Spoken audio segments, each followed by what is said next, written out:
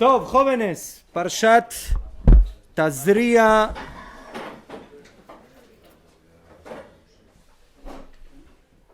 Tafshin Ain Dalet 5774.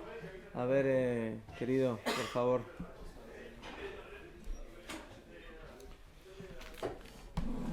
Tov.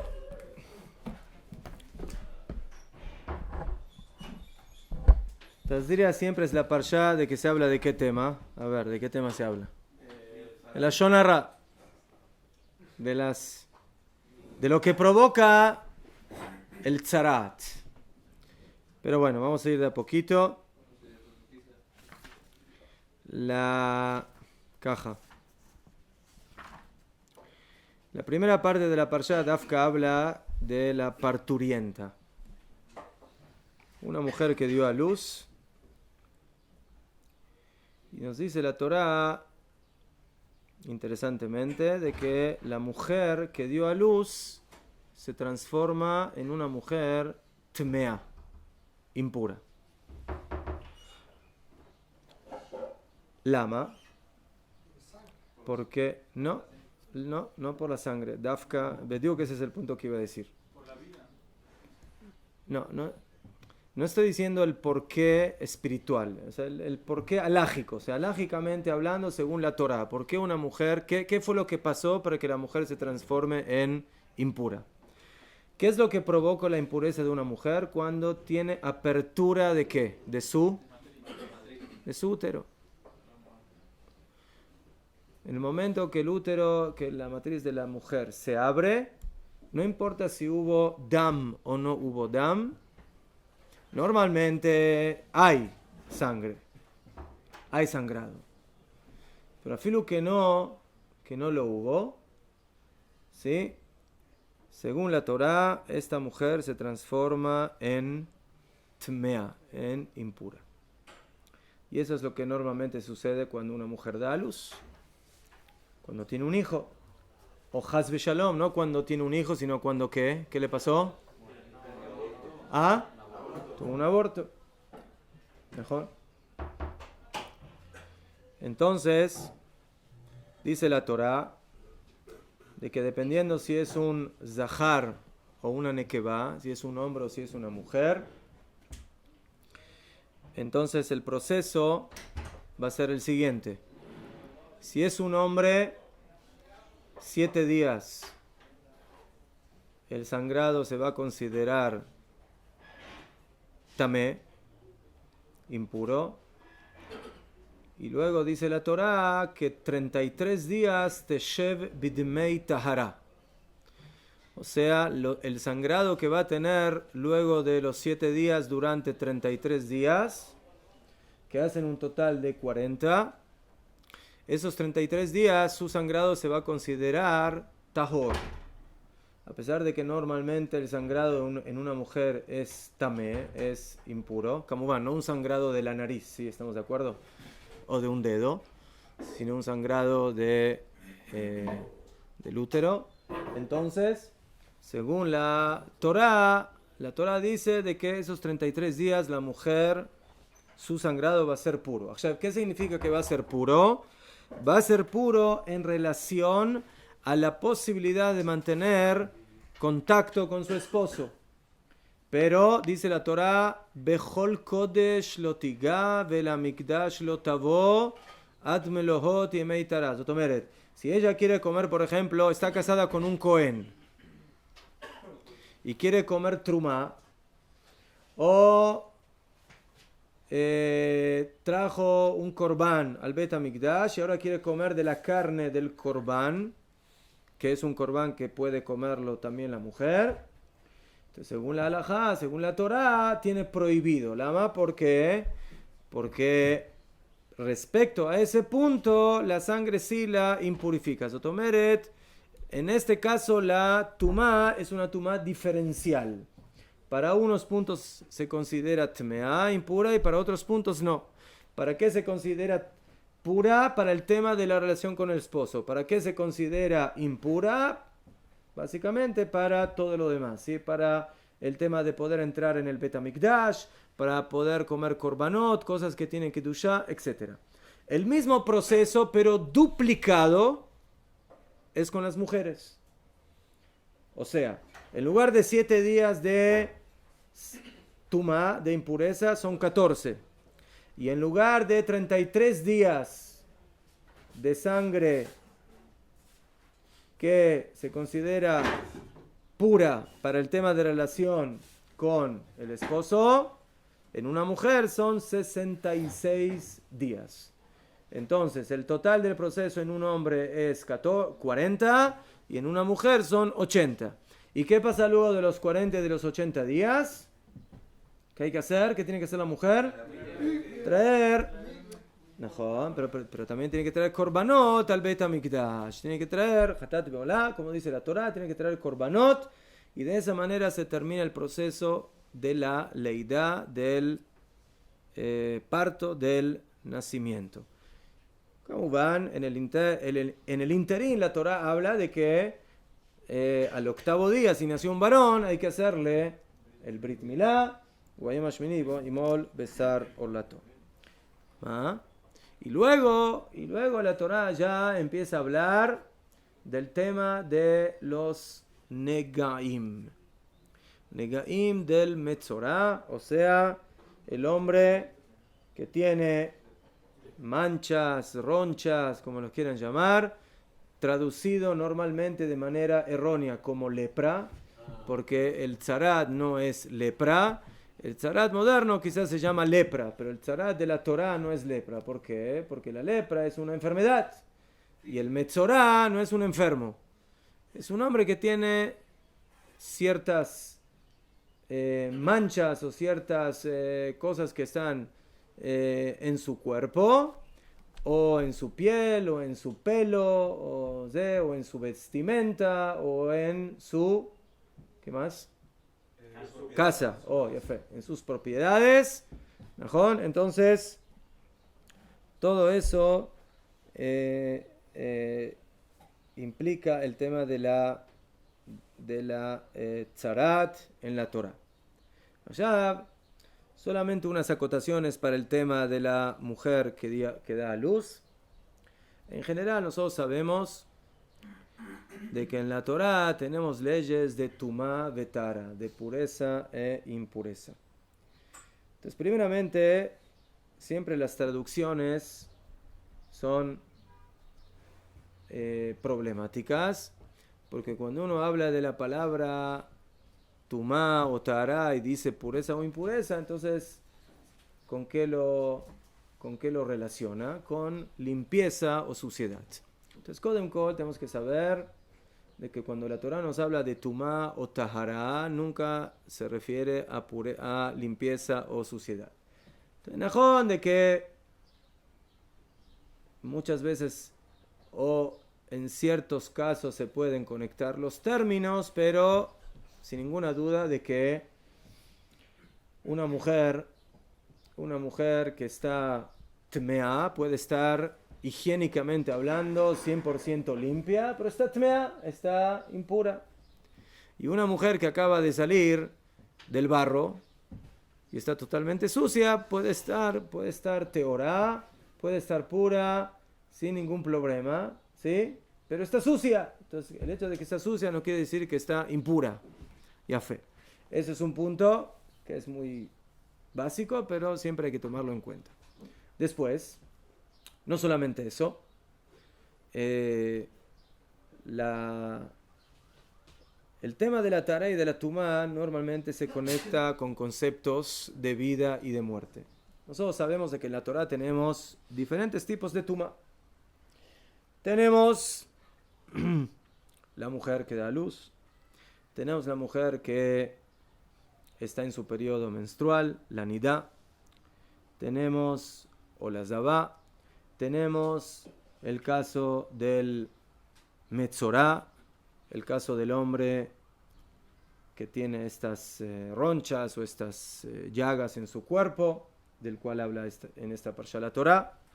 Tenemos el caso del tamemet, la persona que entra en contacto con un muerto. tenemos el caso del el que toca una nevelá, un animal muerto. Tenemos el caso del sheretz. Tenemos el caso de lo que la Torah nos habló en la parashá anterior, de 8 tipos de reptiles que en su muerte provocan tumá, provocan impureza. Tenemos el Baal Keri, tenemos el hombre que tuvo una pérdida seminal, eyaculación o lo que haya sido.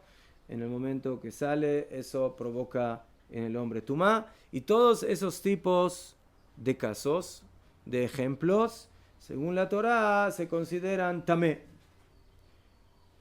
En general, cuando nosotros vemos y analizamos cada uno de esos ejemplos, vemos de que la tumá se conecta normalmente con la falta de vida, como una mujer que dio a luz, que no es de que dio vida, pero la vida que tenía en su cuerpo la perdió. Ahora esa vida salió de él, de ella, y ahora ella se quedó sin esa vida corporalmente hablando. ¿Sí? Se apartó de ella. La mujer que está nida es una mujer que tenía la posibilidad de concebir, pero en el momento que no se dio la oportunidad, no se dio la concepción, entonces la mujer básicamente pierde ese potencial de vida por medio de la menstruación.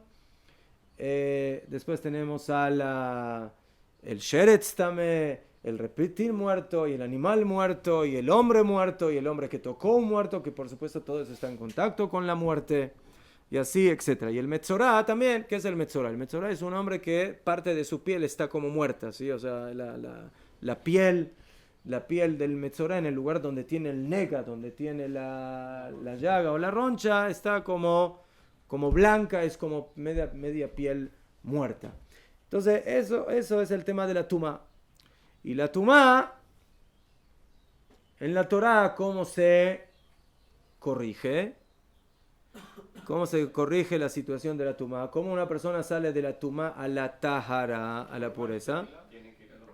¿Ah? Entonces, normalmente lo más pashut, en la mayoría de los casos, es la tevilá. ¿No? La tevilá. ¿Qué es la tevilá? La tevilá es agua. Y agua normalmente es símbolo de Jaim, es símbolo de vida. Hay casos en los cuales no es suficientemente el agua, que puede ser de una mikve, lo que llamamos. Sí, a veces tiene que ser un ma'ayán, por ejemplo, un manantial. A veces tampoco eso es suficiente, sino que se necesitan lo que se llaman mei paraduma, las aguas de la vaca de la paraduma que leímos este Shabbat, ¿no? Que además de las aguas del manantial se necesitan también las cenizas de la paraduma. Entonces, en forma general, ¿sí? La tumá está conectada con el concepto de la muerte y la tahará está conectada con la vida. Y todo eso, por supuesto, se conecta desde el principio de la historia con el het. El het es el que provoca la muerte. La mitzvah, el contacto con Akadosh Baruj Hu, es el que provoca, el que nos da la vida. Y por eso, el castigo que se le da a Adam Rishon es la muerte. Y la muerte, sabemos que según Jajamim, el muerto se llama Avi Avot Atumá. Él es el abuelito de las tumot, ¿sí? O sea, tenemos... ¿Por qué abuelito? Porque a los avot se los llama, a las tumot se las llama Avot Atumá. ¿Sí? ¿Qué son Avot Atumá? Avot, ¿qué son Avot? Padres. ¿Qué quiere decir los padres? Así como ustedes saben, ¿dónde aplicamos, en qué otro lugar aplicamos el concepto de Avot? Pero en la alajá. Ya fe. ¿Cómo se llaman las melajot? Avot melajot. ¿Por qué se llaman avot melajot? Porque cada abba que tiene toladot, tiene sus descendencias, ¿sí? Tiene sus ramificaciones. En la tumá ocurre lo mismo. ¿Qué ocurre lo mismo? Tenemos avot atumá. Todos los que nombramos anteriormente son avot atumá.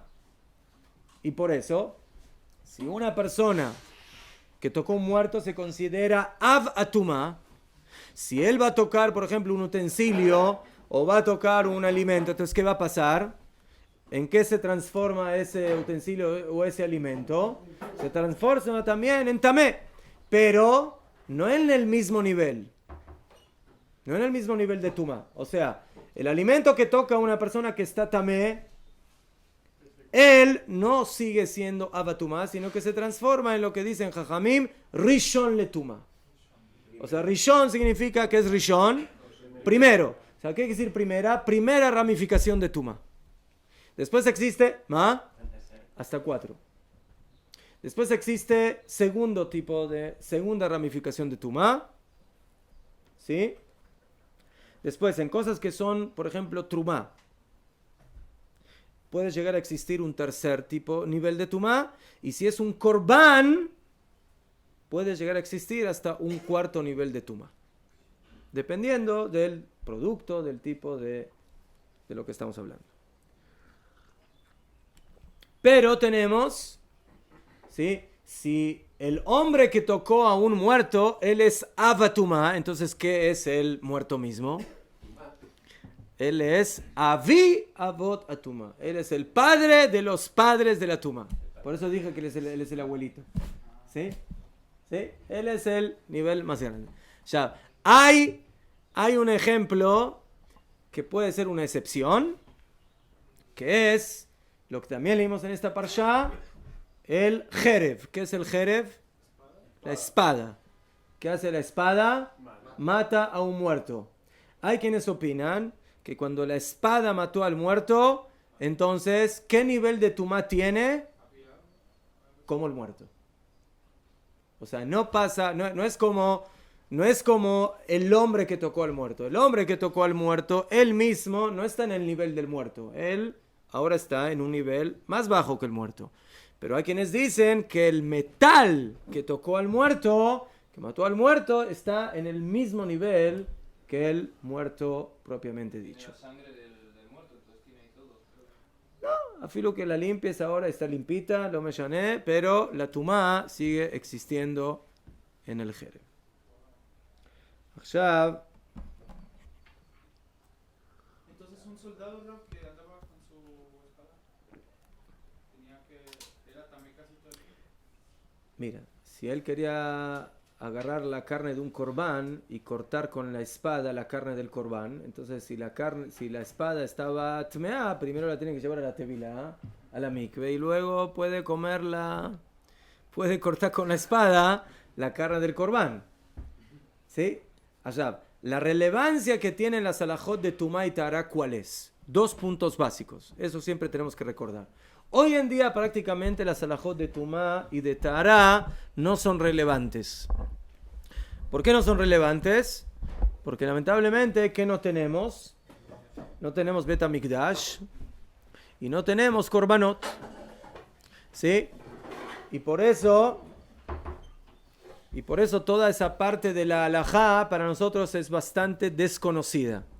Y por eso hay que empezar a estudiarla, porque Bezat Hashem el Mashiach está ahí en la puerta, está tocando para venir y para llegar, y pitón vamos a tener que empezar a cumplir con las halajot del Bet HaMikdash y de los korbanot y de los sacrificios y todo eso, y vas a saber cómo decir Kriyat Shema y Tefilá y cómo cumplir Shabbat, pero no vas a saber cómo manejar todos los temas del Bet HaMikdash.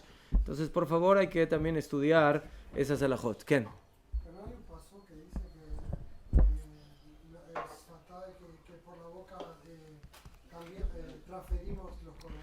Pero nosotros preferimos no la boca, preferimos la acción. ¿Ves? La boca, con la cabota la boca. Pero nosotros queremos no solamente la boca, queremos todo el cuerpo.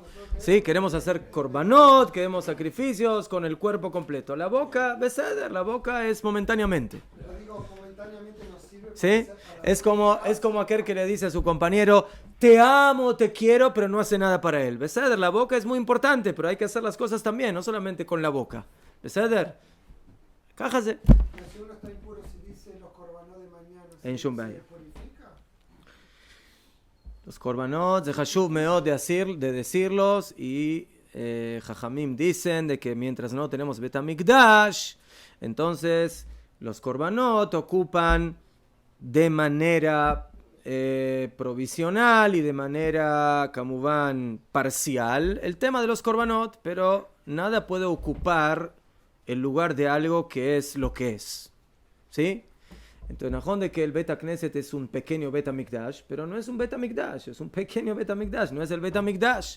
¿Sí? Entonces, nosotros estamos buscando, ¿cómo se dice? No la copia. Nosotros queremos el original. Bediu.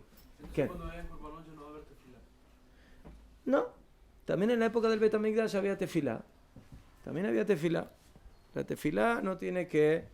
Najón que en forma general la tefilá ocupa el lugar de los korbanot, pero ulay los jajamim, no sé, eso va a haber que preguntarle a ellos qué van a hacer cuando tengamos el Bet HaMikdash, si vamos a seguir haciendo tefilá o no, si va a ser en el mismo marco que tenemos hoy en día, ¿sí? O no va a ser exactamente el mismo marco, pero las tefilot siempre existieron a pesar de que teníamos Bet HaMikdash.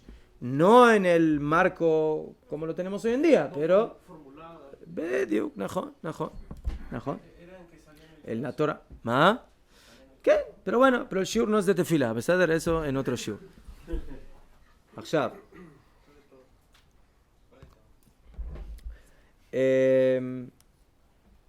Entonces por eso la relevancia de las alajot de Tumá y Betara, principalmente,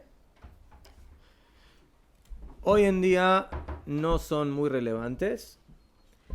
Por ejemplo, hay un tratado que es el tratado de Nidá, el tratado que habla de la mujer que tuvo su periodo menstrual, y es un tratado que básicamente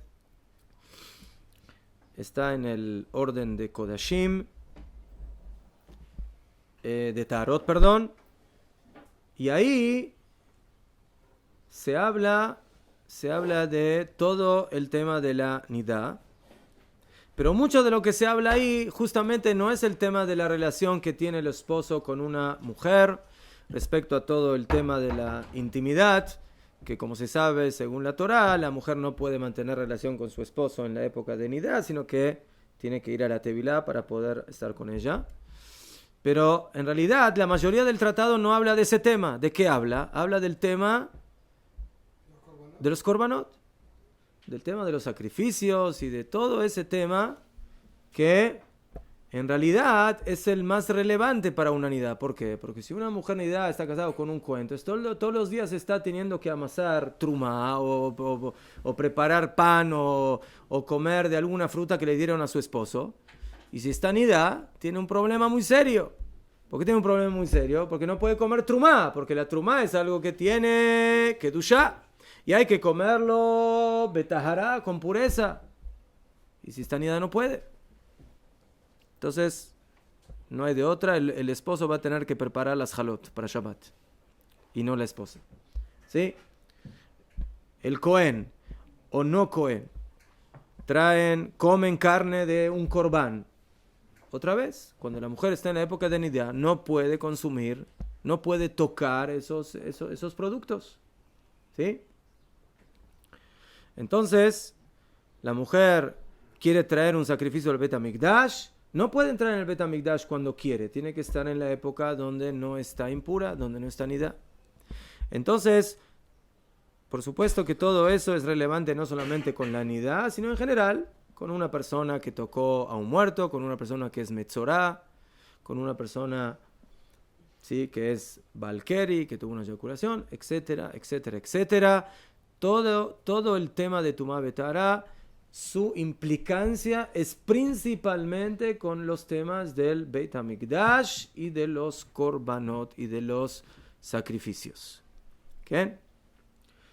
עכשיו,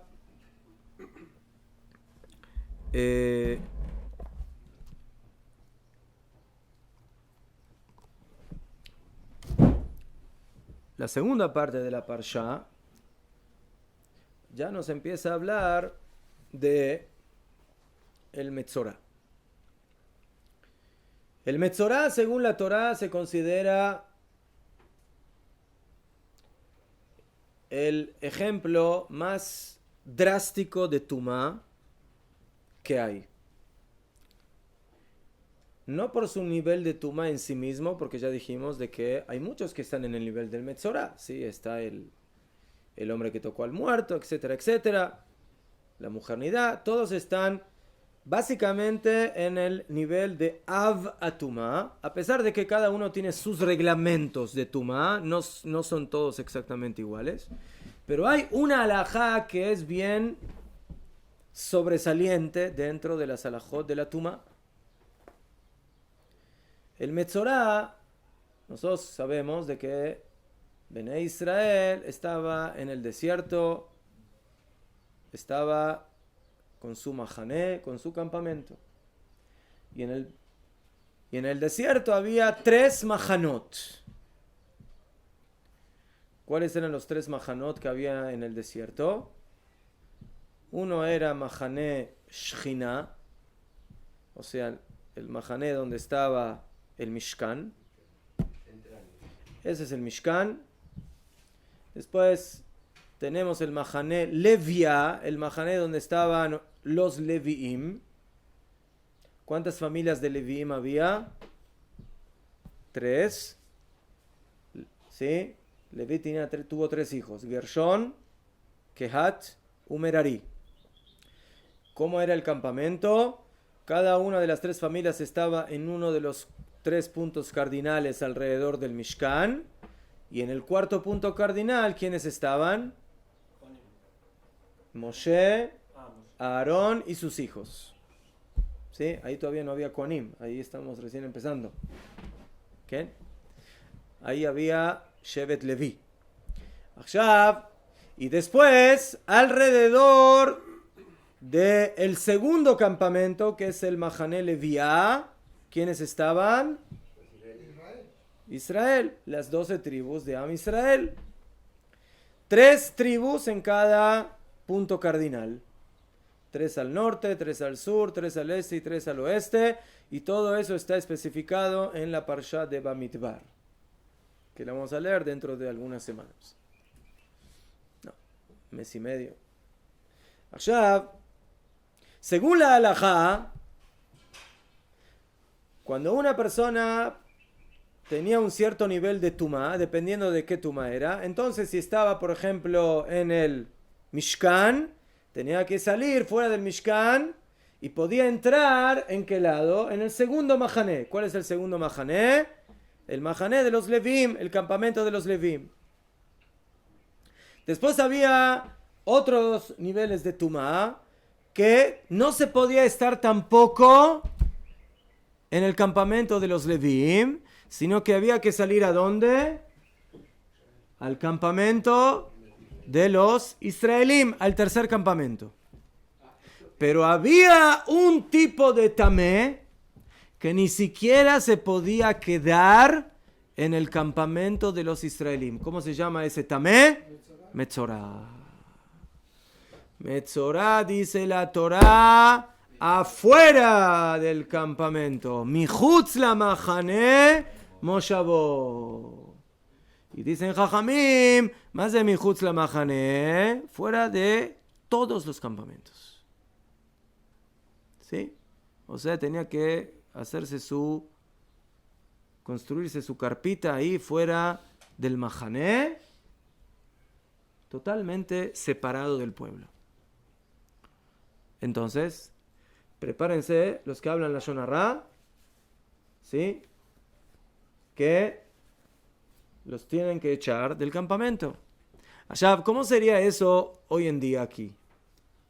Ahora, no estamos en el Midbar, no estamos en el desierto. Entonces, ¿qué significa fuera del campamento? Fuera de la congregación. No. ¿Qué sería el primer campamento? Shechina. ¿Cuál sería? Beit HaMikdash. ¿Cuál sería el segundo campamento? Harabait, el monte. Y el tercer campamento, Ulay sería Yerushalayim. Entonces, el Metzorá, ¿dónde tiene que salir? Dijo, ahora Ulay fuera de Yerushalayim. ¿Ah? No, Kiryat Moshe es Yerushalayim. ¿Ah? Lo mandamos a Tel Aviv. No. En esa época, Yerushalayim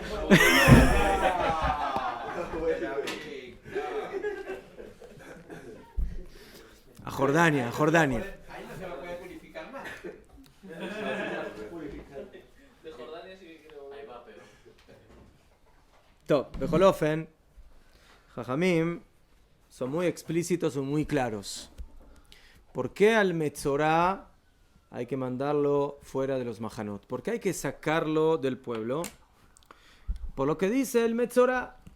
El Metzorá, según Jajamim, es un hombre, en la Gemara aparecen diferentes tipos de pecados que hizo el hombre para ser Metzorá. Pero el principal y el más importante, como sabemos, es el Motzi Ra, que saca lo malo de su boca, que habla la Shon Hara. Entonces, una persona que dicen Jajamim que provoca discordia entre la gente, entonces, ¿qué hay que hacerlo? Hay que sacarlo de la gente, afuera. Tomeret midá keneged midá, se le paga con la misma moneda. El lashon hara es el peor medio para provocar discordia, peleas, conflictos entre la gente. Y por eso una persona que provoca esas cosas no merece sino irse afuera.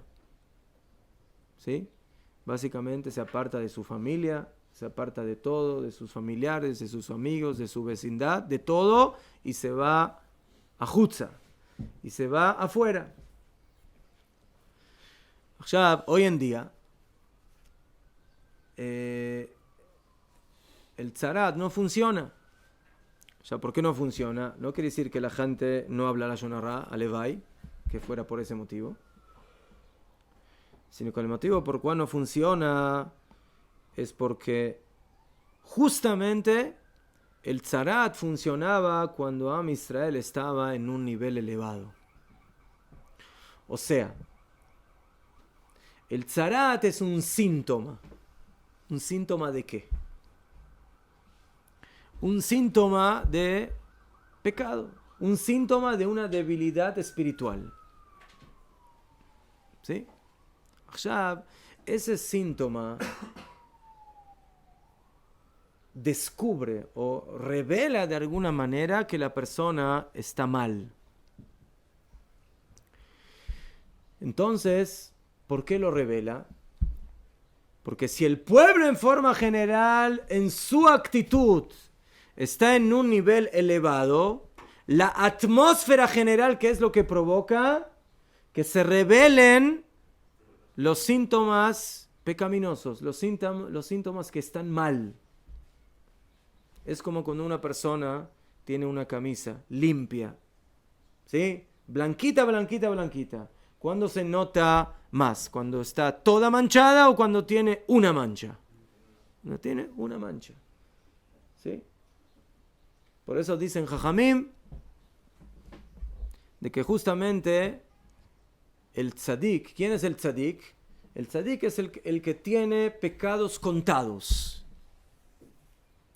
Pero por ser contados, son más que, ¿ah? Son no solamente más grandes, sino más vistosos. ¿Sí? Y por eso dicen Jajamim, por eso la Torá cuando habla por ejemplo, de la generación del desierto, nos cuenta los pecados que tuvo, porque justamente la grandeza de esa generación implica de que cada vez que pecaba, el pecado es más notorio, es más claro. Lo mismo que ocurre con Moshe Rabbeinu, con Aarón. Cuando la Torá habla del pecado de ellos, que una vez en la historia lo hace como si fuera lo peor del mundo y lo más grave y lo más terrible, o como Nadab vio en la parsha anterior, que trajeron el Esh Zara, el fuego, al Kodesh, al Beit HaMikdash, sin haber sido ordenados. Y ahí dice, Rashi lo traen los Midrashim, de que Nadab y Abiú eran más grandes que Moshe y Aarón. Pero justamente por su grandeza, entonces, cuando hay una imperfección, esa imperfección es mucho más notoria, mucho más contundente en su influencia. ¿Sí? Cuando una persona tiene 10 enfermedades y tiene 11, una más, una menos, más cara. No pasó nada. ¿Sí? Pero una persona que está totalmente sana y de repente tiene una debilidad, esa debilidad es mucho más notoria, mucho más clara. Y por eso, de esta manera podemos entender otra cosa más respecto al tema del tzarat. Como dijimos, el tzarat era un testimonio del nivel elevado del pueblo. Mientras existía el tzarat, eso implicaba que el pueblo de alguna manera estaba en un nivel elevado. Cuando dejó de existir el tzarat, eso implicó de que el pueblo ya lamentablemente está pecando demasiado. Exactamente como dicen Jajamim, de que mientras hay un que otro asesino, entonces aplicar la pena de muerte por el asesinato es algo que tiene sentido. Pero si lamentablemente el asesinato se transforma en una cosa cotidiana, ¿sí? Ahí ya el tema de la aplicación de la pena capital ya tiene mucho menos efecto. Hazal dicen de que un Beit Hadin, hay discusión, un Beit Hadin que mata a una persona una vez cada 7 años o cada 70 años, se considera un Beit Din asesino. Un Beit Din asesino. O sea, ¿a quién se está asesinando? ¿Qué? ¿A una perlita? No, se está asesinando a una persona que merece la pena. Pero ¿eso qué implica? Eso implica que es una excepción. Pero cuando lamentablemente ya no es una excepción, sino que es una regla prácticamente, entonces ahí ya el castigo pierde toda su fuerza, toda su idea. ¿De dónde podemos saber también de que el tzarat no era simplemente no era una enfermedad, sino que era un síntoma físico del pecado? El Rambam dice que el tzarat era un pele. ¿Sí? No pelé, era un pele. ¿Qué es un pele? Es una maravilla. ¿Qué es una maravilla? Era algo inconcebible, era algo extraordinario que revelaba que este hombre habló la Lashon Hara. Imagínense que una persona habla la Lashon Hara y el otro día le sale una roncha por acá, por allá, y su compañero le ve y le dice, ¿qué te pasó? ¿De quién hablaste? ¿De mí? ¿O de él o del otro? Así era. Eso es la Lashon Hara. ¿Qué? Allá, como van, de que no cualquiera decidía que la persona es metzorá. ¿Quién decidía que la persona es metzorá? El Cohen. ¿Sí? Y esa es la prueba de que el tzarat no es una enfermedad. Porque si es una enfermedad, ¿a quién hay que llevar al metzorá? Al doctor. Pero no se lo llevaba al doctor. Se lo llevaba al doctor de almas. ¿Quién era? El Cohen. Y el Cohen decidía si esta persona es metzorá o no. ¿Sí? Y alágicamente hablando, según la Torá, mientras el Cohen no haya dicho que este hombre es metzorá, no es metzorá. Afilu que tenga todas las señales del mundo. Y es obvio que es metzorá. El que tenía que decidir que esta persona es metzorá es el Cohen. Como dice la Torá, Behuvá el Cohen. Y será llevado al Cohen. ¿Y por ¿ah? ¿Quién? ¿El Cohen? ¿Y qué problema hay? ¿Qué soborno? Estamos hablando... Mira, puede ser que hablan la Lashon Hara, pero no sobornaban a los Kohanim. ¿Ceder?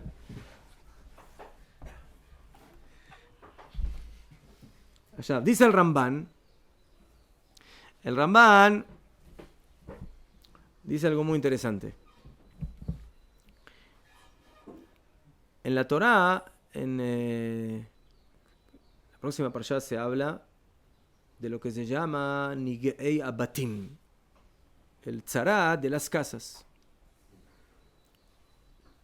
Y ahí también la Torá explica con lujo de detalles cuando aparecían las ronchas en las casas, qué era, qué había que hacer, quitar las piedras y se regresaba y romper. Bekitsur, existe el tzarat, y el tzarat es algo que se va desarrollando. Parece una especie, Haz Shalom, de cáncer. Cuerpo, vestimentas, casas. Sí, se contagia, mejor.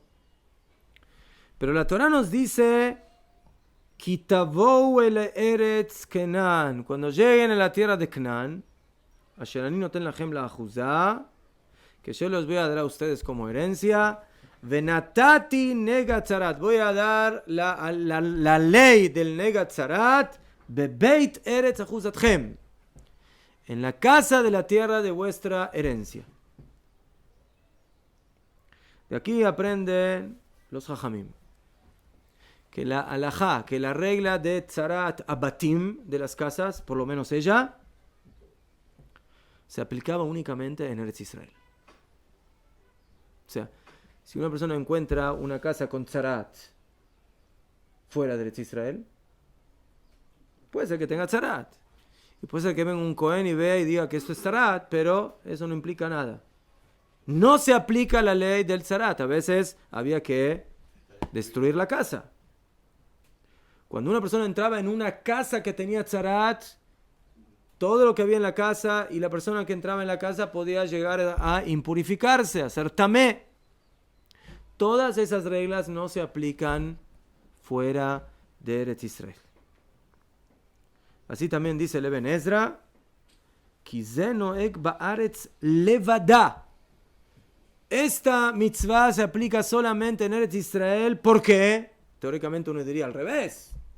En Eretz Israel todo es kedushá, todo es pureza. Entonces, Chutz La'aretz es todo tamé, todo impuro. Entonces, ¿dónde hay que aplicar las leyes de el tzarat de las casas? En Chutz La'aretz, en la diáspora, y no en Eretz Israel. No. Dice el Eben Ezra, Ki ze noeg ba'aretz levada, porque ba'avur Godel, por la grandeza del nivel de Eretz Israel. Ki amigdash betocham, porque en Eretz Israel está el Bet Amigdash, ve'akavot, y el honor está dentro del Beit Mikdash. Eso nos hace recordar lo que dice el Ramban en otro lado, en la destrucción de Sdom Ba'amorá.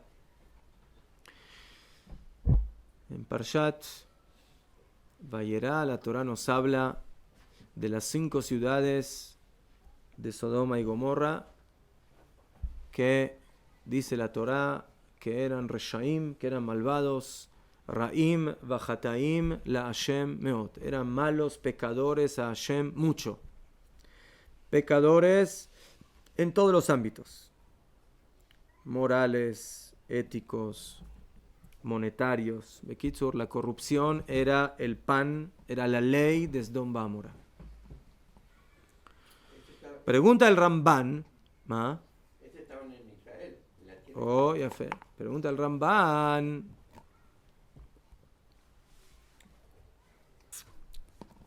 de que ¿por qué Hashem castigó justamente a Sdom Ba'amorá? Harei que los que estaban alrededor de Sdom Ba'amorá eran todos tzadikim. Eran lo mismo, de la misma mercadería exactamente, o quizás peor. Entonces, ¿por qué se las agarró a Kadosh Baruj Hu con Sdom Ba'amorá?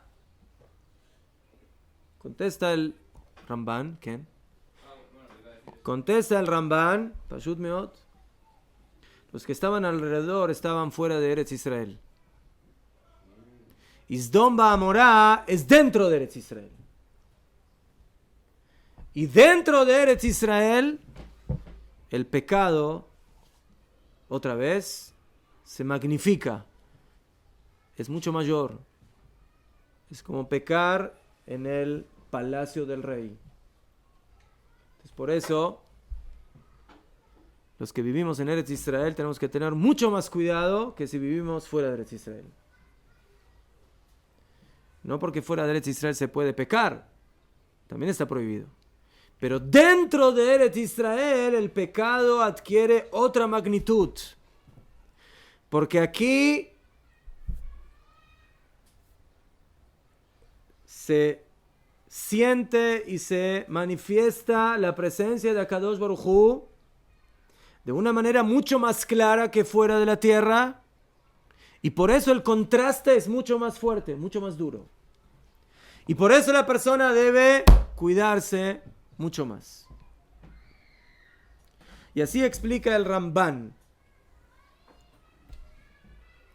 cuando habla de lo que dice nuestra Parshá respecto a la vestimenta que tiene Tzarat.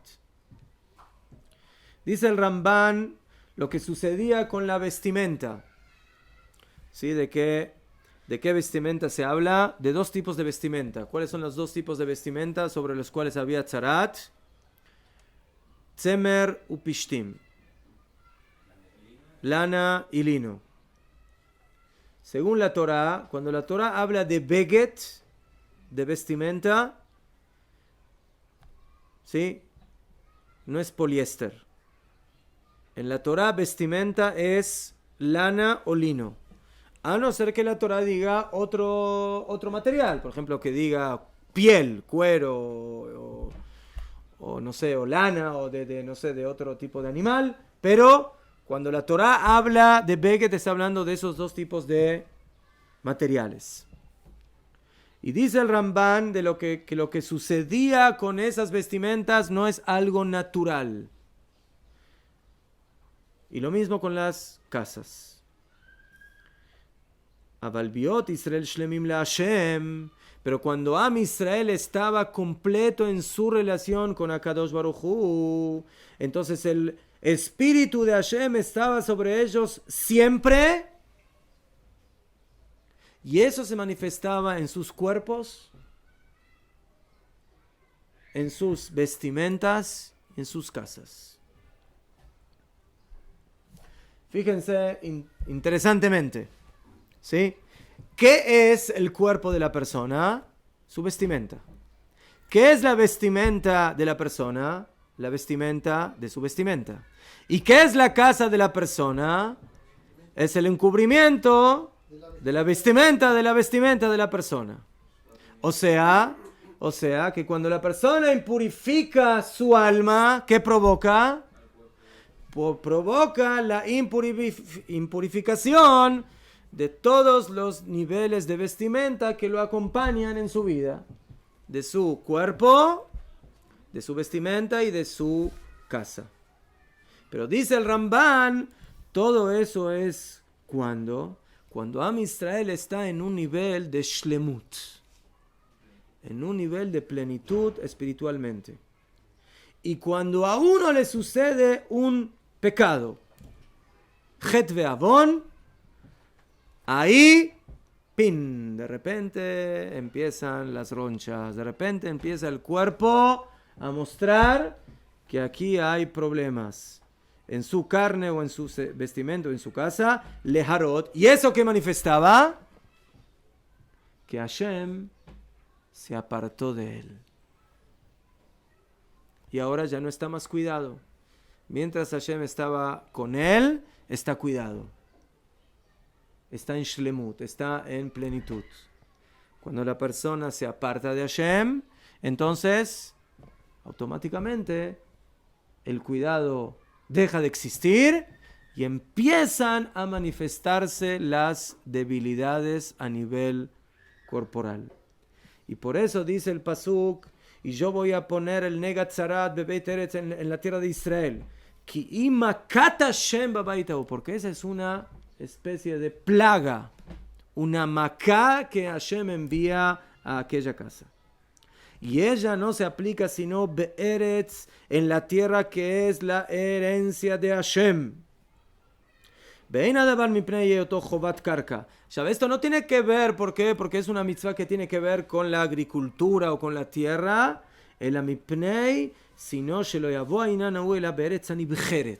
Porque esta es la tierra elegida por Hashem, que su honor reposa sobre él. Y por ese motivo se aplica la ley del Metzorah. Y por eso hay un isur en la Torá. ¿Saben cuál es el isur de la Torá? Una persona que se quiere quitar la roncha.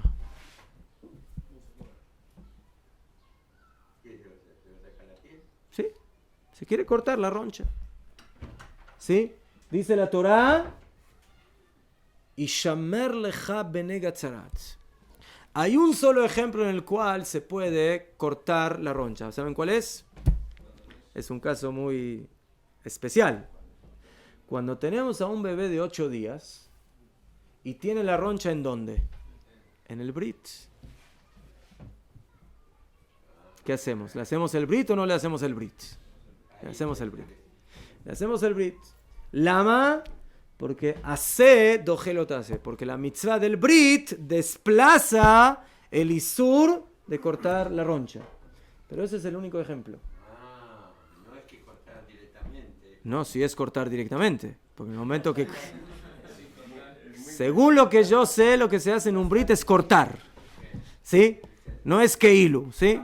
Así me dijeron a los que le cortaron que les dolió. Entonces quiere decir de que duele, ¿sí? ¿Sí? Achá, entonces... ¿Eso sabe por qué está permitido y por qué daba la posibilidad esa? ¿Por qué? Porque el bebé hasta los 8 tiempos que la ayunara podía ser ese bebé. Ah, mejor, mejor. Pero Caniré, Ulay, el Lashon Hara del padre le provocó al hijo tener lo que tiene ahí. ¿Quién sabe? Ulay por eso. Así como le provoca su casa, su vestimenta, su cuerpo. Entonces, ¿qué es el hijo? El hijo es la pierna del padre, Najón, es la continuidad del padre. Entonces, en lugar de que se reveló esto en el cuerpo del padre, se reveló en el cuerpo del hijo. Pero, esa es la halajá. La halajá es... No se puede cortar, eliminar el tzarat. El tzarat es un proceso espiritual. ¿Sí? Y el proceso espiritual implica, y con eso vamos a terminar, de que la persona debe corregir esto de acuerdo al proceso de la Torah. Si la persona fue metzorá, entonces tiene que salirse 7 días fuera del campamento, y hasta que no se le va el tzarat, se tiene que quedar ahí. Y cuando viene el Cohen y dice, ya se fue, ya no está, tiene que hacer un proceso de purificación, y luego tiene que traer korbanot, es todo un proceso. Eso nos enseña de que purificarse, todo esto fue provocado por una debilidad interna, por un pecado. Eso nos enseña que para purificarse la persona no puede así chic-chac, como se dice, así, bueno, lo corto y ya. Esto no es cortar así, esto es un proceso, hay que trabajar. Y en este caso sería que el hombre tiene que aprender a trabajar en su Lashon Hara, en saber cómo hablar y cómo decir las cosas. Sí. Es la oportunidad de la persona. Oh, ¿y qué piensan que hacía el Metzorá durante todo ese proceso? Estudiaba Hafetz Haim, estudiaba las halajot de Lashon Hara. Eso es lo que estudiaba. ¿Sí? Para saber cómo empezar a hablar nuevamente de manera adecuada. ¿Qué? Entonces, ¿qué? Ese es el concepto, esa es la idea de la persona que está en Tzarat, y por eso la enseñanza de esta parshá es primeramente a darle valor a nuestra palabra, a saber cuidar mucho nuestra palabra y saber de que cuanto más nos elevamos, las exigencias son más grandes. Cuanto más nos acercamos a Akadosh Baruj Hu, uno puede decir, bueno, entonces ahora ya estoy más libre, estoy más tranquilo, ya estoy más cerca de Akadosh Baruj Hu. No. Viene la Torah y te enseña, Dafka porque te estás acercando más a Él, Hashem exige más de ti. Hashem exige de que seas más cuidadoso, que seas más meticuloso en el cumplimiento de tu Torah y de tus mitzvot. ¿Por qué? Porque quieres estar con Hashem. Entonces, eso cuesta ser más cuidadoso, ser más espiritual y ser más acercado a las exigencias que nos da la Torah y las mitzvot.